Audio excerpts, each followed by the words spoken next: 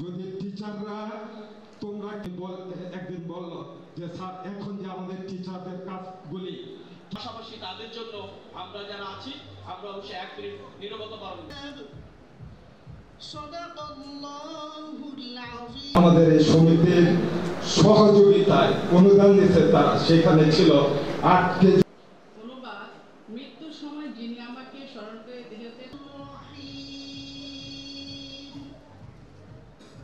সরকারি শিক্ষক সমিতি আমরা যারা কর্মচারী আছি তাদেরকে মার্জিতভাবে সরকারের কাছে তার সেই আবেদনটি উপস্থাপন করতে হবে। কাজে আপনাদেরকে অনুরোধ করব, আপনারা শৃঙ্খলাবদ্ধ থাকবেন, শৃঙ্খলার বাহিরে কোনো কাজ করতে যাবেন না। আগে আবেগের বশবর্তী হয়ে কিন্তু সরকারি কর্মচারীরা সরকারের কর্মের বিরুদ্ধে যেতে পারে না। আর মঞ্চে এসে তার আসন গ্রহণ করার জন্য স্যারকে আমি মঞ্চে আসার জন্য বিনীতভাবে